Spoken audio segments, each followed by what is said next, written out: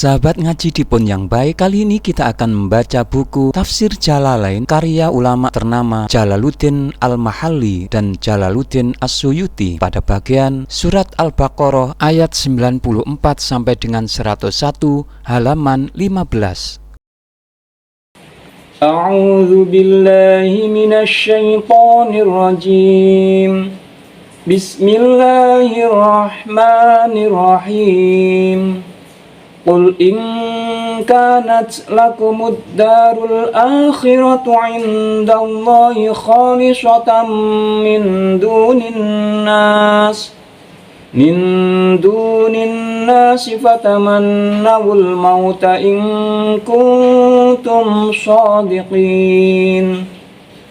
Katakanlah kepada mereka, jika kampung akhirat itu untukmu, yakni surga, khusus di sisi Allah, hanya untuk kamu, bukan untuk orang lain, seperti pengakuanmu, maka inginkanlah kematian jika kamu memang benar. Dalam mengingini kematian itu tergantung dua syarat dengan ketentuan yang pertama dikaitkan dengan yang kedua.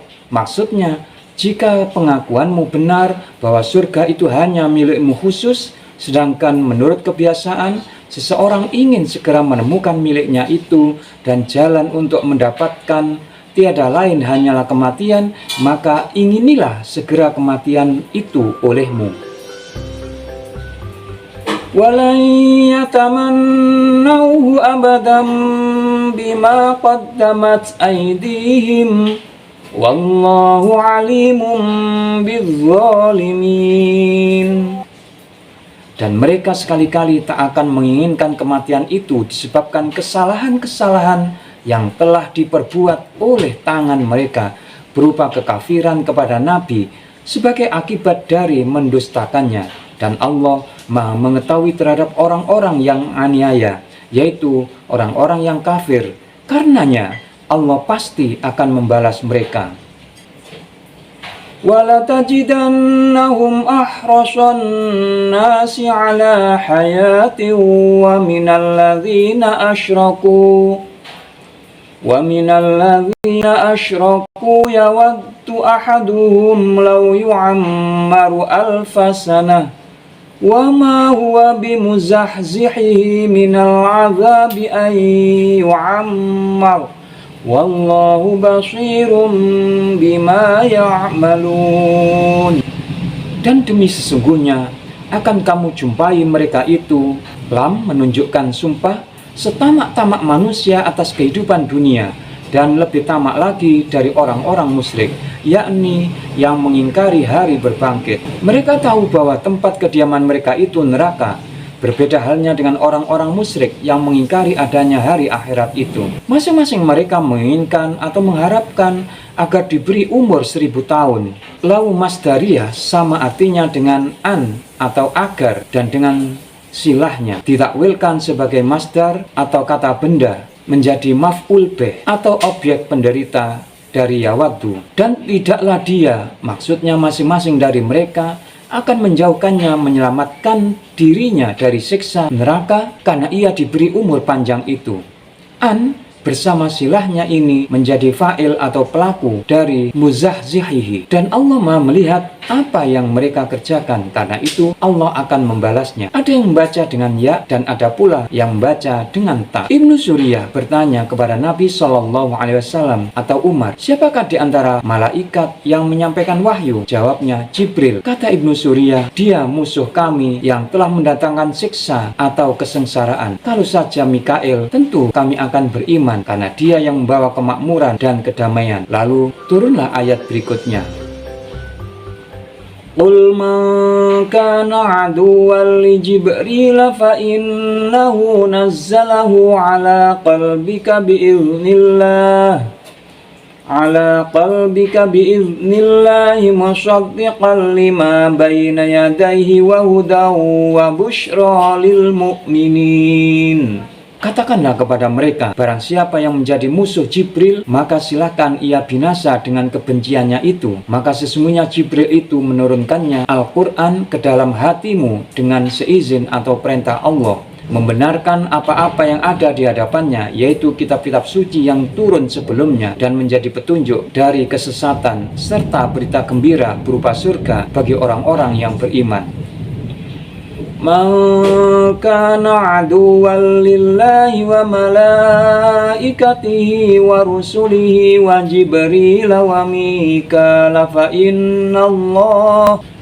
innallaha aduwwul lil kafirin. Barang siapa yang menjadi musuh Allah, malaikat-malaikat Allah dan rasul-rasul Allah dan Jibril, ada yang membacanya Jibril, ada pula yang membaca Jabril atau Jabroil, dan Mikail diatof atau dihubungkan kepada malaikat dari jenis mengatofkan yang khas kepada yang umum. Ada pula yang membaca Mikail yaitu dengan hamzah serta iya, dan ada pula Mikail dengan tambahan hamzah saja. Maka sesungguhnya Allah menjadi musuh bagi orang-orang yang kafir.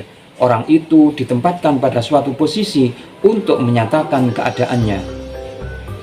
Walaqad anzalna ilaika ayatin bayyinat wa ma yakfuru biha illal fasiqun. Dan sungguh telah kami turunkan kepadamu, hai Muhammad, ayat-ayat yang jelas atau terang, menjadi hal sebagai sanggahan terhadap ucapan Ibnu Suriyah yang menyatakan kepada Nabi SAW, kamu datang kepada kami tanpa membawa sesuatu apapun, dan tak ada yang ingkar kepadanya kecuali orang-orang yang fasik.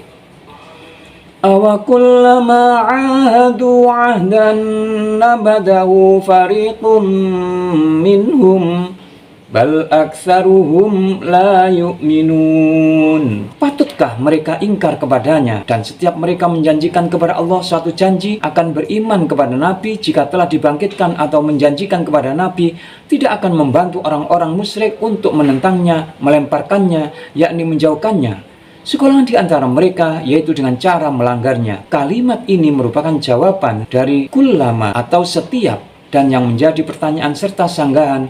Bahkan lebih daripada itu lagi, sebagian besar dari mereka tidak beriman.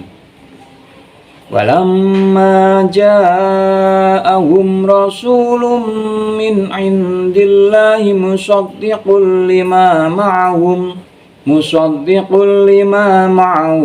nabadha fariqum minal ladzina utul kitaba kitaballahi wara'a zuhurihim ka'annahum la ya'lamun.